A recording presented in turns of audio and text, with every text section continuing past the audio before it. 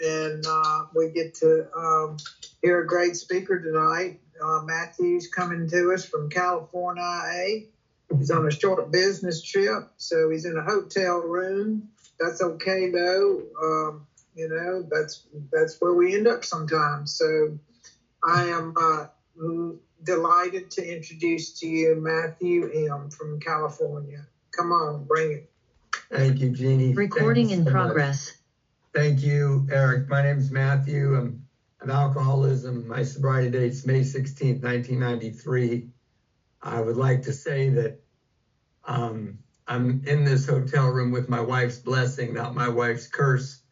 I woke up early this morning and kissed her goodbye, and she was sad that I was leaving. We just celebrated 28 years of marriage. We've raised 4 children to adulthood and recovery. And when I was looking at the 12 steps, thank you for the readers. When I was looking at the 12 steps, I noticed they were copyrighted in 1939. And I looked down at the date on my computer and I thought to myself, all this morning, this beautiful morning, the you know, problem-free travel, the good work that I'm engaged in, that I've been at the same company for 20 years, the 3 children that I've talked to out of 4 today are all a result of the grace of God and those steps that were copyrighted in 1939.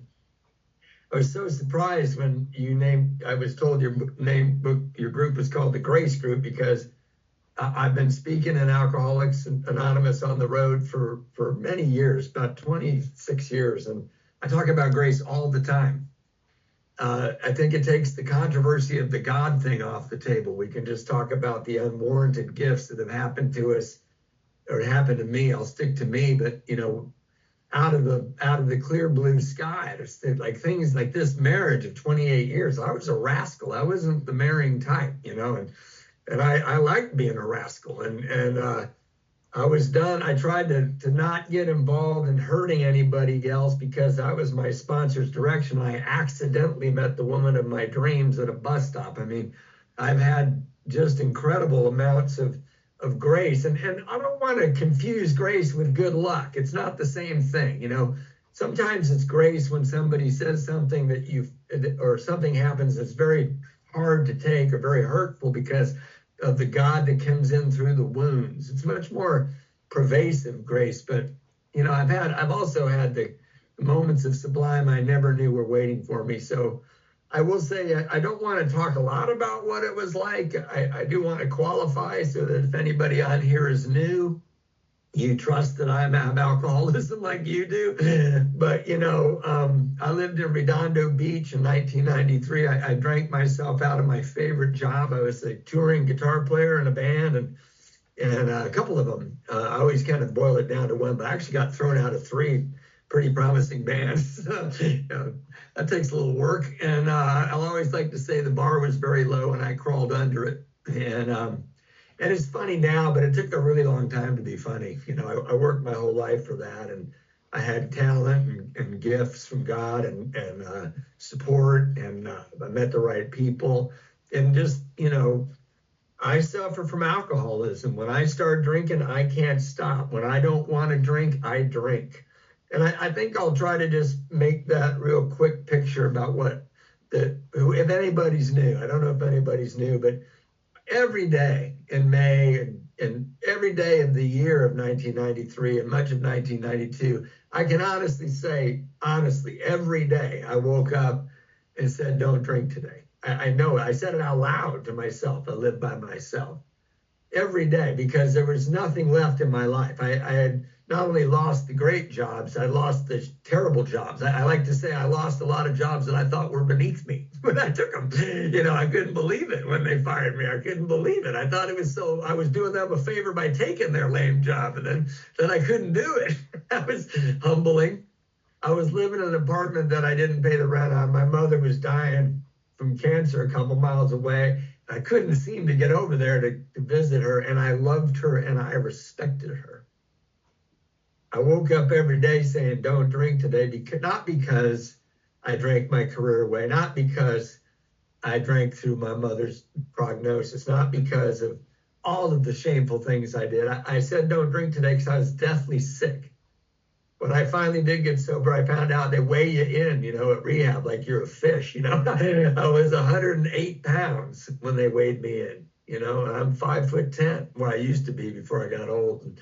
And I'm, I weigh 165 pounds now. My wife said last night I'm too skinny. So I weighed 108, I was sick all the time. I had really good friends all my life and they were gone. Not like hadn't talked to them in a while, like weren't taking my calls, I was 31 years old and there was a girl across the town in the beach cities who was 18 years old and he was 8.5 months pregnant with my child. And I didn't like her. Not only did I not love her, I didn't like her. And I'm not proud of this. I'm trying to take just a minute to talk about what I was like. I had warrants out for my arrest. I had debt everywhere, debt that was insurmountable. There was no human way for me to pay back all the money I owed everybody. And some people didn't know how much I'd owed them because they hadn't found out I'd stolen it yet. And that's a true story. And none of that's why I'm qualified to speak here. Why I'm qualified to speak here, because what I said at the start of all this is I couldn't stop. Didn't matter if I said out loud, don't drink today. I drank that day. If I had the best intentions to go see my mom, I believed I would go see my mom. I called my mother and said, I'm going to come visit you, Mom. And I remember she used to say the same thing every day. She said, that'd be lovely, darling. She didn't say you called 3 times last week. She just said, that'd be lovely. Because she'd raised alcoholics before. And I was her promising son. I did everything right. I have 2 degrees. I have a degree in religious studies and a degree in English literature, which makes me qualified for absolutely nothing. But I know a lot of interesting things. And I love art. And I love religion. I love what people are driven to spiritually. But my mother was 2 miles away. I adored her. And I broke her heart every day. And it wasn't because I called and said, I'm going to come over and I got distracted by other things. It's because I called and said I was going to come over and went and got a drink when I wasn't going to get a drink. I didn't want to do it anymore, ever again. I was sick. Everybody was gone. The ship had sailed. I was 30 years old, and I thought my life was over. It was. That life was over. So what happened to me, because I really want to talk about recovery, and I'm 31 years sober. I never get to what it's like now. I get to what it's like 20 years ago. But I will say that what happened is, it's so funny now that I know the history of AA. I worked the first step on Mother's Day. Kind of rings the Bill and Bob bell, but I didn't know that. My brother, my older brother, I'm an Irish Catholic family. I'm the youngest of 4. My next brother up is 7 years older than me. I was a surprise. I'm called Matthew because it means gift from God. And my father told me when I was a teenager that it was marketing spin. They were not wanting another child, but here I was, But anyway, my brother called me the night before Mother's Day and said, tomorrow's Mother's Day, and we want to make sure you're going to come because we think it's Mom's last Mother's Day. And I had every intention of doing beautiful things for her. I was going to write her a beautiful card because it's one thing my degrees have made me good at, and it's going to steal some flowers and do some laundry, and because I loved her. I wanted her to have a great Mother's Day if it was her last Mother's Day. But I'm selfish and self-centered when I'm drinking. I'm in what we call the bondage of self when I'm drinking. And what I found out over the years, the opposite of grace is the bondage of self. And the thing about the bondage of self, and often grace too, is you don't know when you're in it. It's not obvious. It's obvious to other people that something's wrong with you. But I didn't know I was in the bondage of self. And I ruined Mother's Day. I didn't write a card. I didn't do my laundry. I showed up drunk and I ruined it. And I don't know why I did that. I didn't want to do that. I loved her. She was really sick, and it was really horrific the way she looked at me. I don't know what I was saying. I'd been up all night drinking. I asked my sister long ago on my 20th AA birthday, I asked her, what did I do on Mother's Day? And she goes, we're never going to ever talk about that. Why? I don't know why. I liked her a lot. I loved her. She was kind. She's the reason I'm a musician. She found out that I wasn't an athlete, and she came to me and asked me what I wanted to put my efforts into. And I knew what I wanted to do. And she bought me a guitar. We had no money, and she, wasn't her plan that I'd finish college and go on the road with a band, but she supported me because she knew that's who I was. She was good. My dad was boisterous and loud and funny. I have a full Irish family. My mother was quiet and observant and intelligent, incredibly intelligent. And I ruined Mother's Day. And I didn't know I was going to work the first step of AA that day. I didn't know what the first step of AA was. I just, that's the thing about when I think about this day, which is very clear in my head. You don't know what's going to set the wheels of grace in motion. There's just no way to know. I've watched people that I've sponsored or people I'm close to over the last 31 years in AA, and they think their things are just tragic. They think that their son is lost. They think that their marriage is over. And then something amazing happens. Grace just happens. But what I found out is kind of necessary for me is I have to surrender to even notice it. And what happened that day is I got in a fight with my brother on the way home from ruining Mother's Day. And when he drove off, I decided we weren't done fighting, which again, I think is the obnoxious self-centeredness of alcoholism. I thought I had the moral higher ground in the argument. He's sober 12 years. He's visiting my mother. He's true to his wife. He's good at his career. He's a kind and gentle man. And I wanted to fight more. And I just ruined Mother's Day. So when he got home, I called him and I fought more. And I didn't know I was setting the wheels of grace in motion. I was so disgustingly obnoxious. I didn't let him talk. I just yelled and screamed at him. I'd love to know what I said. I'd love to know how I thought I had the moral higher ground on that day in that discussion. But what happened was I ran out of steam. I ran out of insults to hurl, and I paused. And at the end of a long pause, my brother said very quietly, I think you're suffering from alcoholism, Matthew. And this is the grace, the first moment of grace. It's not that he said that. I've heard that a lot. I heard that from band managers. I heard that from bosses and parents of women I wanted to marry. They all said, no, son, you're not that kind of guy for us. But my brother said, I think you have a problem with alcoholism. And for some reason, I just said, of course I do. And I think that's grace because I didn't plan on saying that. I didn't like my brother very much. He was mean to me a lot when I was little. I thought, he proved a lot of things to me by hitting me. We were boisterous boys. And I said, of course I do. And my brother so beautifully, we talk about grace. Grace is what comes from the universe. I like the phrase in Advaita Hinduism for God.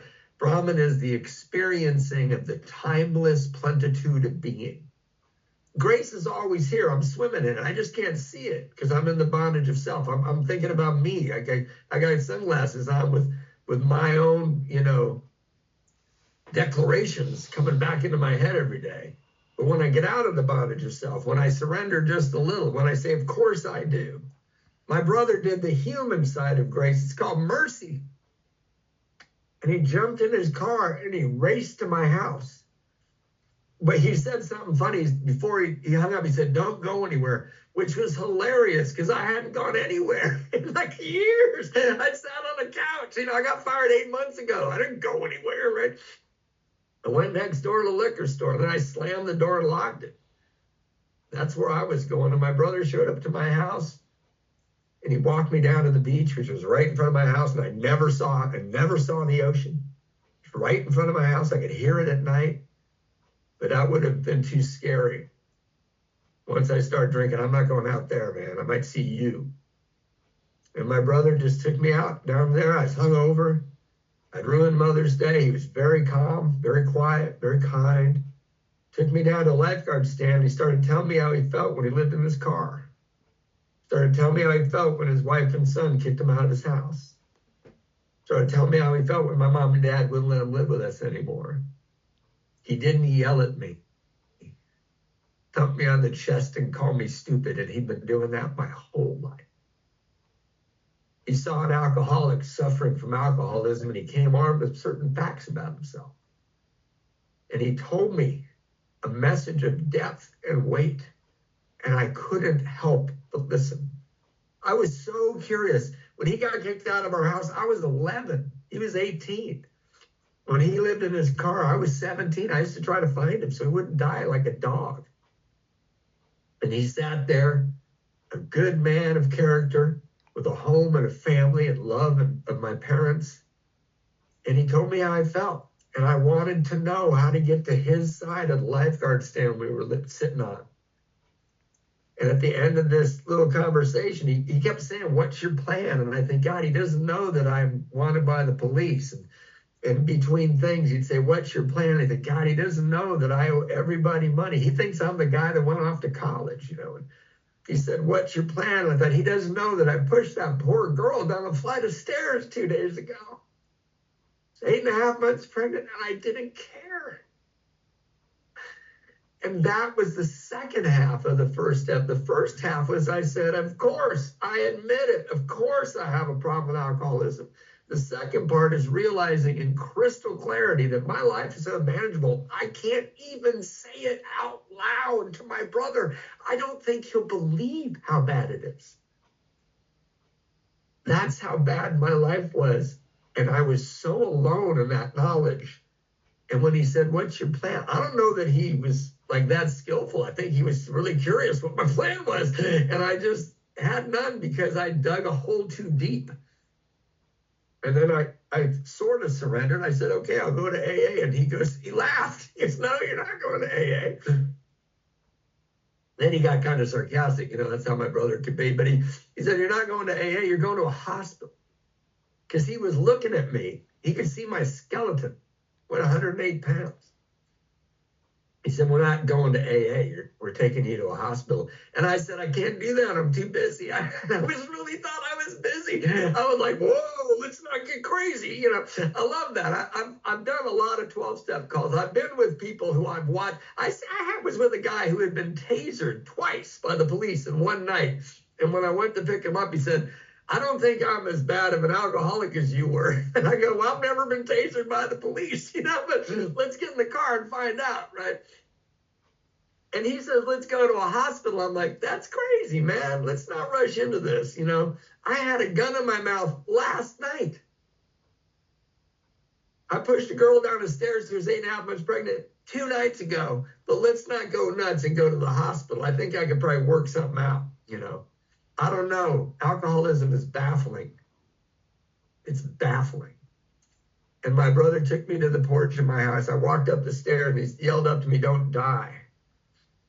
I was so embarrassed. I thought he knew that I had a gun, and then I put it in my mouth when I was self-centered and dramatic and self-pitying at night, usually like 3 a.m. But he didn't know that. Later he told me I said that because I didn't want you to die before Mom. I didn't want Mom to go through that. So that's what happened. It took a week to get the hospital together. So he called me so I worked the first step on May 9th. I didn't get sober till May 16th. May 15th, he said, "I'm going to come get you tomorrow. I got to take you to Mom and Dad because I got to sign a bunch of papers at the hospital, and we're going to drive you out in the desert." And I'd kind of forgotten, I knew I'd agreed to it, but I didn't know it was hard and fast like they were talking now. I had a week to drink about it. I had a whole week of drinking about it. And he said, "I'll get you in the morning." And I should have gotten a good night's sleep. I probably should have packed a bag or gotten some laundry, but I just got rid of some more valuable things and bought more alcohol. And I woke up on the floor. And he had called, or no, he didn't call. Someone called. Phone rang, and it was this woman who told me my daughter was born. So just through the grace of God, my daughter's birthday is May 16th, 1993, and my sobriety date is May 16th, 1993. Talk about grace. I couldn't have planned that. I didn't get sober because it was a good idea. In fact, what happened was they said, your daughter was born. I want to make this fast. I went to the wrong hospital to see her. I'd been drinking all night. I was in hot OR scrubs and a t-shirt. I had flip-flops on. I reeked. I went to the wrong hospital. I went to the hospital where I was born, Alcoholics or self-centered. I thought that's where babies came from. So I just went there. They were never going to be there. I had been told dozens of times where this baby was going to be born, but I don't listen. And I went back to my car and I decided to kill myself. And it wasn't because I was going to do the world a favor. It's because I'm a coward. I knew when I was driving to the wrong hospital, I didn't want to meet this baby. I knew if I went home, my brother was going to come take me to rehab, and none of that sounded fun. But this is a moment of grace. This is absolutely, I laid my head on the steering wheel of my car, and I decided I can do it. I can pull the trigger if I get home. And I started the car and my head bounced off the steering wheel because the car bucked and coughed. I'd driven it in a long time. And my head bounced off the steering wheel. The name of the right hospital came into my head. And I know that's grace because I meditate. I meditate every day, twice a day, most days, and I have for 20 years. I've been sober for 31, but I meditate every day. I meditate with Teresa every morning on the phone with a bunch of people. We do it. And when you meditate, one of the first things you learn is that you're not in charge of the thoughts that come into your head. When I was with Mahesh in New Zealand, I meditated in my room, and I'm 61 years old. I meditated in my room last year, and I thought of a girl that wouldn't go to a dance with me in grade school. That's how random your thoughts were. I got mad at her all over again. Carla Rojo, I couldn't believe it. She did. I'm 61. I'm married to the woman of my dreams. That's how random our thoughts are. And I wasn't trying to think of the name of the hospital. And I had an involuntary electrical synapse in this head, and it told me. And it really just laid it out like, hey, this is the right hospital if you're interested. And it was just enough for me to drive to the right hospital. Something in me probably didn't want to die. And I went to that hospital and I met that daughter and that woman. I'd love to tell you it was good. It was not good. But I finally found the right room, and Anna got up to welcome me. I remember that I'd pushed her down the stairs. And then when she was happy to see me, and when she handed me Phoebe was so beautiful that my ugliness was so amplified. And when you're in the bondage of self, like I was, you just think about how you appear, how it affects me, Another trick I use when I'm in the bondage of self, I've noticed after years of being in recovery, is I paint the room with all my ugliness. I'm kind of a liar, so they're probably liars too. I'm a cheat, so they probably cheat. My paint would not stick on these beautiful women. I couldn't get any feeling for them. And I knew I was supposed to have feelings for them. So I just resigned myself to plan B and drove home to take care of put the gun back in my head. And I ran up the stairs and my brother was standing there in front of my front door with a duffel bag with all my stuff in it. Grace, it's the name of your meeting. It's everywhere. It's everywhere. I've never found a place where it isn't. I found many places where I'm not available to it. I saw it today. I'm in a town I don't like. It's really hot out here. It's kind of crowded. Saw so much loveliness today. Just watching people. I was in a hospital. There was a cancer patient. I watched the doctor care more about this cancer patient's life than them. They were drug addicted. They couldn't take the drugs because they were putting other things in their IVs. And this doctor sat there and patiently talked about what they could do for their cancer. I thought, my God, that's grace. It's everywhere. And my brother was standing on my porch, and I went to rehab. And that's what I came to talk to you about today, is what happened after all that mess that I made. And it's been good. I don't think there's going to be any more crying. I really have a hard time talking about what it was like. I don't regret the past. I don't want to close the door on it because I owe. And I know that it's important to evoke it. But man, I feel it. I'm a lot more sensitive than I used to be. I really feel these things. I did bad things to people that I cared about. I did somebody I loved the most in the world. I almost killed me. And I didn't even know I was doing it. When I got out of rehab, very quickly, I ran. My brother dropped me off, said, go to a meeting. I said, yeah, I lied. He said, yeah, I'm going to go to a meeting. I'm not going to a meeting. I've been in rehab for 30 days. I'm fortified. I'm never going to drink again. I gained 47 pounds in rehab. I'm good. I'm going to go to a meeting sometime, maybe in a week. I want to meet my daughter now, freshly. I want to go see my mother and be honest. I want to clean my apartment, but I ran into my apartment. There was a party going on, and I didn't know anybody at it. I lived there by myself. Somebody found out I was gone, and they took over my place. And that's what I meant about the nuances of grace. That was grace too. Because if I got home to that apartment, it was empty, and I was alone with my 30 days, and I really lied to my brother first thing out of rehab, I don't know what would have happened. But because there was a party going on, I had to leave my own apartment. And I went to a payphone, and I called AA. And I went to a meeting. It turns out I didn't lie to my brother. I went to a meeting. It was right across the street from the payphone. Grace, grace, grace. It's everywhere. It's all the time. All of us on this meeting have had it over and over. Like, we're here because of it, right? And if you've sponsored anybody, you've seen it. It's astonishing. Like, it's amazing. I remember, I'm going to go off on a tangent. I sponsored this guy, Liver Mike, you know. They called him Liver Mike because every time he drank, he turned yellow.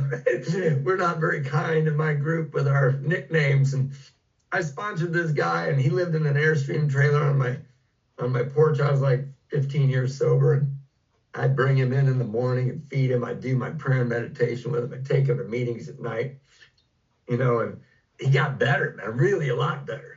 And I started thinking I should probably get like Sponsor of the Year award. I should probably be on the cover of the Grapevine. You know, like, I wanted to send headshots to New York and like, dude, I'm really doing this thing.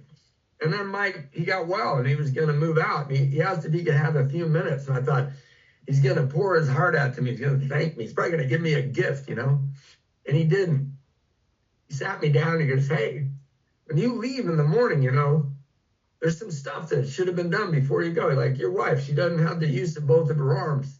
Could you just seal the bags for the sandwiches for your kids' lunches? That's what I do. Because, you know, you wanted these polished concrete floors. They're beautiful. But, man, they'd be really dirty if you don't sweep them 3 times a week. That's what I do. Mike got better because he found people to love. He didn't get better because some obnoxious AA member was trying to drive him into health. Grace. I had to get out of the way of it. I was the best man in his wedding. And I was at the hospital when they said he was going to die in an alcoholic coma. It's everywhere, and it's humbling. It has nothing to do with me. All I can do is miss it or mess it up. So, you know, I end up living with my parents after that. Like crazy, right? I don't want to do that. I was playing CBGBs 2 years ago. Now I'm living with my parents. That wasn't my plan, you know. My mom's dying of cancer. My dad's beside himself. They've been married forever, 45 years at that time. When my mother died, they were married for 50 years. And it was perfect. It was so uncomfortable. And it was perfect. That's the thing I learned here in AA. So many uncomfortable things are perfect. We think things are perfect if everything feels good, or I did. But I'll give you an example, like the third step. My sponsor said, we're reading the book, and when we got the steps, we worked the steps. And we were in his little apartment, set back in the courtyard with a locked gate, and he'd wait for me. I walk over there, we're at the third step, and he goes, okay. He read the whole thing. I'm going to turn my will, my life over. It didn't make any sense. I'm like 70 days sober, you know. And he said, hey, now we're going to get on our knees here in my kitchen. We're going to hold hands. I'm going to start to say this prayer, and you're going to repeat after me. And all I could think is, no, we're not. That's crazy. Like, this is not what I'm doing. You know, it was so uncomfortable holding the hands of this guy, kneeling toe to toe, you know. I thought I had Jeffrey Dahmer all of a sudden as my sponsor. I didn't know this guy that well. We only got to the third step. But he got down on his knees, and I'm standing there in the kitchen. It was uncomfortable. It was embarrassing. So I got down on my knees so he wouldn't be lonely down there. And we held hands. And I didn't like it. And he said, God, I offer myself to thee. And I said, God, I offer myself to thee. He said, to build with me and to do with me as thou wilt. To build with me and to do with me as thou wilt. Relieve me of the bondage of self that I can better do thy will. I heard that. relieve me of the bondage of self. I didn't hear that I could better do that will part just yet. Take away my difficulties, yada, yada, yada. And I got up from there, and I didn't feel like I turned my will and my life over to the care of God. I felt like I did something that I didn't understand that was pretty uncomfortable, because I didn't want to live the way I'd been living before on the hamster wheel of I can't stop drinking and I can't connect with human beings.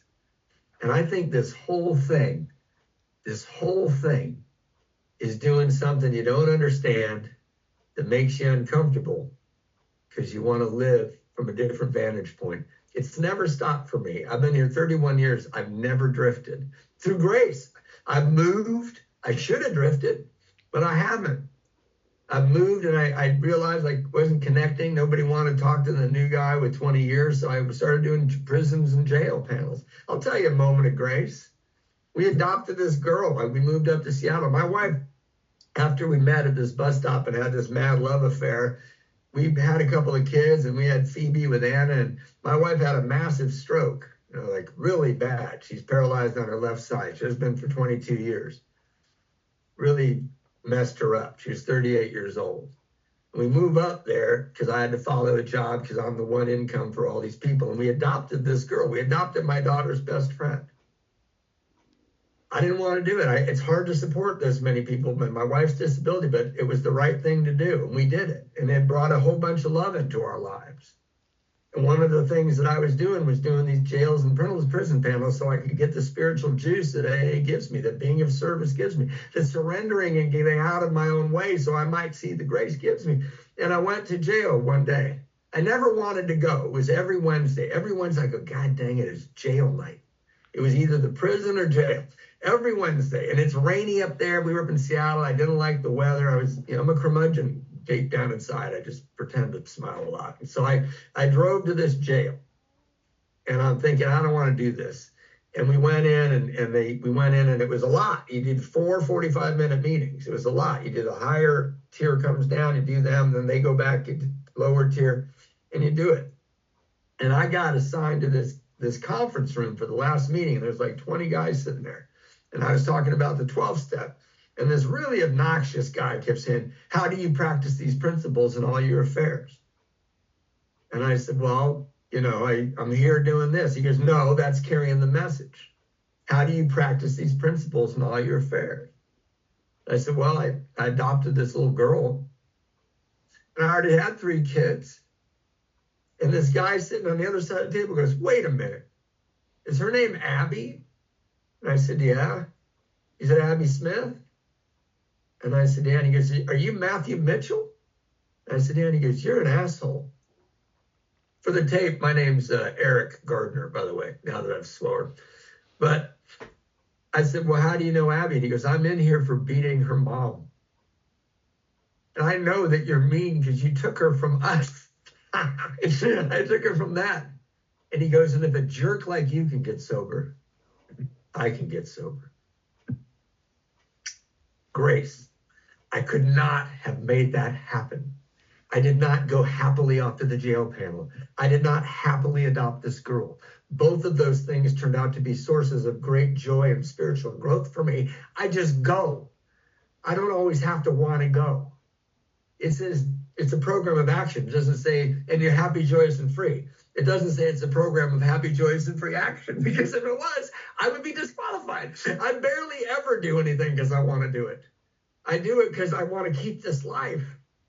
When my wife had a stroke, she was everything to me. We had kids. I was loyal. We had fun. She has this great British accent. Even today, if she says, can I have a glass of water? I propose all over again. She's freaking way past my league. And this horrendous thing happened to her. It didn't happen to me. It happened to her. And she's the love of my life. And they told me she'd never be the same. And we had a 1-year-old and a 4-year-old and an 8-year-old. I had a new job. I didn't know if I could do the job. I had it for a week when she went into the hospital. She was there for 5 weeks. 78 men visited my wife in the hospital. People put up my Christmas tree. People fed my children. Grace, grace, grace, grace. And all my sponsor told me to do was be a worker among workers, go off to training, take care of your wife, love her. I called my sponsor the night my wife had her stroke. Somebody used a massager on her neck and it tore her carotid artery. She's 38. They airlifted us to this hospital. And in the middle of the night, I called my sponsor, Bill, and I said, Pip's in the hospital. She had a massive stroke. And he said, oh my God. And he said something very kind. He said, they said there's no big deals in AA. Yes, there are. This is big. This is a big deal. I'm like, Bill, I don't even know what to do. It was like 3 a.m. I'm standing out under the stars outside the medical center, like I'm in the twilight zone. And he said, I want you to call my sponsor. Now, I didn't know his sponsor very well at that time. And I don't want to call him. But he said, trust me. I go, Bill, it's 3 o'clock in the morning. He said, trust me. Call Jay. So I called Jay. And Jay wakes up. And I said, Jay, Pip's in the hospital. She had a massive stroke. He said, oh, my God, I want you to talk to my wife. And I'm like, Jesus, what's going on here? I need help. Right? And I'm calling this guy I don't know very well. He's waking his wife up and says, talk to my wife. His wife, Adele, gets on the phone. She goes, baby, I've had 8 strokes. Let me tell you how your wife feels right now. I got experience. I got the most valuable thing you can have if you're bringing willingness to the party. Experience. I didn't even know I needed it. I didn't want to call them. And then Jay got on the phone and he said, hey, brother, you've always wanted to be the world's greatest lover. Now's your chance. That's grace. I don't know what else you call that. Why did I call them at 3 o'clock in the morning? Everything happens. The thing about the timeless plenitude of being, the other thing that Advaita Hindus talk about is consciousness unfolding. Everything is one thing. It's just consciousness unfolding. That just all happened. I was not the orchestrator. In fact, I'll talk about this for a minute. I'm enjoying this talk because I'm not telling my story. I'm really enjoying it.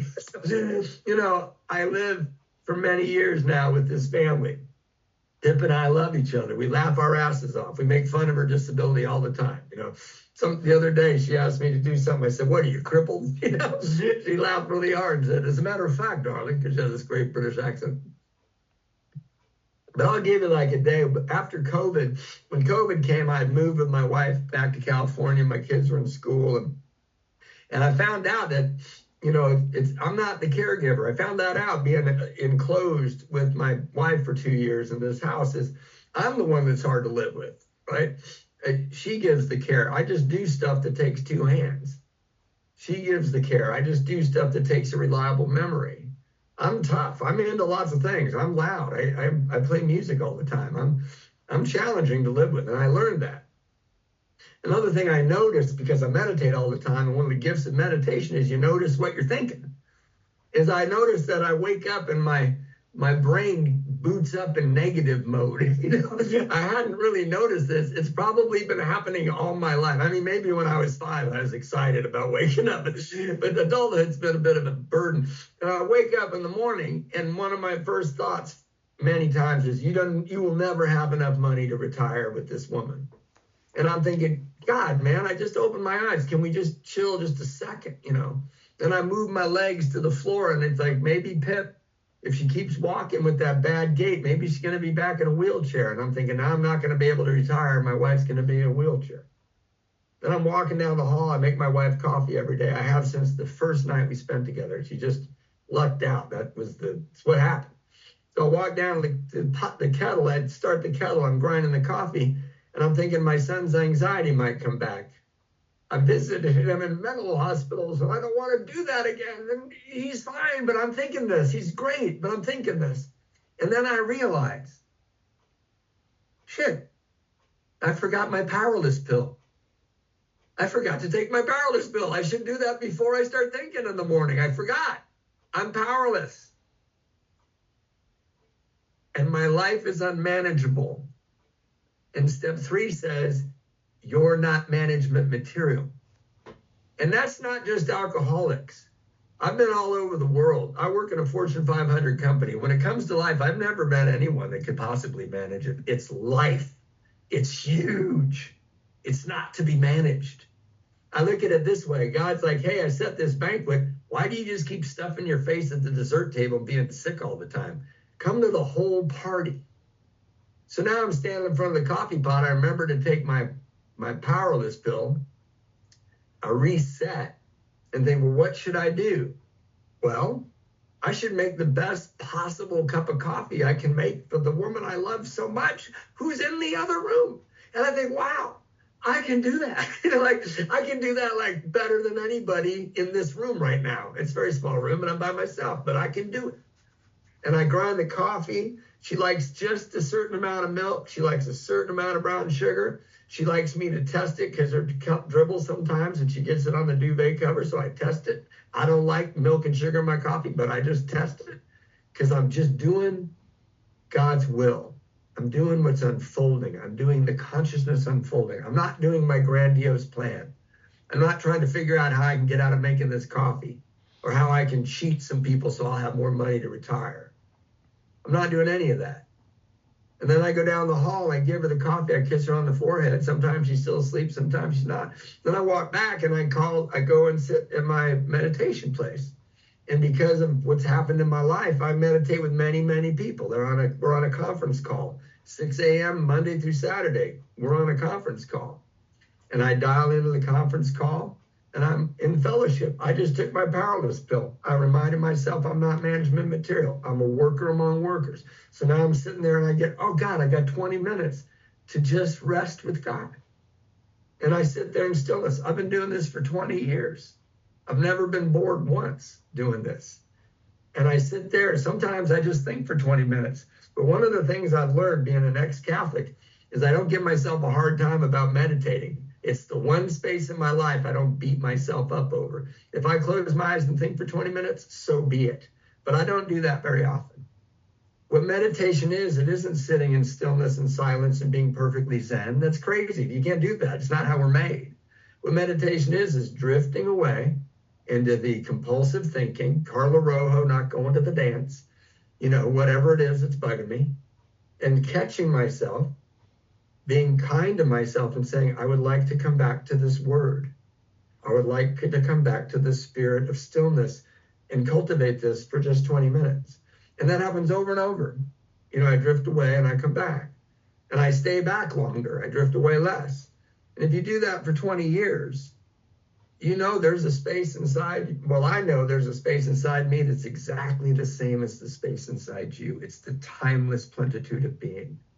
I never would have even seen it, except in 1939, somebody copyrighted these 12 steps and said, try this. And in 2024, I do that all the time. I've never let up on these steps. I cultivate these spiritual exercises because I want to grow. Life makes me uncomfortable, lots of things. Mostly it's good. I like my wife. I like my children. I got 17 guitars. I got a yellow lab that digs me. I got a good day-to-day experience. But I've never met anyone that doesn't get challenges every day, every week, every month, every season of your life. I got a big one. I got a disabled wife. I've got lots of little ones. Fortune and poverty, all that kind of stuff everybody has. But what I found out is I used to get these invitations to grow, these uncomfortable things, and I didn't know how to respond to them. I was afraid of them. I was in the bondage of self. I didn't have the tools. And now I get these invitations to grow, and I have the tools. I know I can do it. And the only reason I do it, I'm not running for good person of the year. I'm not. I just want to be comfortable in my skin. And when I accept these invitations to grow, whether it's tell the truth when maybe I didn't want to, or sit a little bit longer at a hospital bed when I'm uncomfortable with the patient or whatever it is. If I accept that invitation to grow, when I bring these lessons, I'm powerless. I'm just supposed to show up. There's a power. Be transparent in your life. Be of service. Set right your wrongs. If I just live this simple way, I grow. And the reason I accept these invitations and try is I like the view. It took me a long time to leave the dessert table. You know, I used to think, I don't get it. Why am I sick? I'm eating lots of food. You know, it's like, yeah, but it's sugar, dude. Like, stop it. You know, and I'll finish with this. I pursued pleasure. I was a pleasure chaser. There was a Keats. I was a lotus eater. You know, I wanted pleasure, and it turns out pleasure is easy to catch. It just is deceptive. Like, oh, I didn't know for years they want to have sex too. You know, it's like, I want to have sex. They want to have sex too. And then you have sex. So I got the pleasure. But the problem with me is food, money, sex. I take that pleasure and I wring everything out of it till I've degraded myself and anyone near me because of how I doggedly pursue pleasure over sanity. But here in AA, I found something else. It's joy. I found joy. And you can't chase joy. You got to sit still. You got to make space for joy. I'm going to be safe in this hotel room tonight that I'm in with my wife's blessing because there's joy here. I have one of the beautiful saints from India. I have one of her books to read here tonight. I have my children to call. My daughter's going through a hard time. I have my music. And I almost missed all this, all of it. But I met you guys. And I met those steps from 1939 and it changed everything for me. Thanks for letting me share.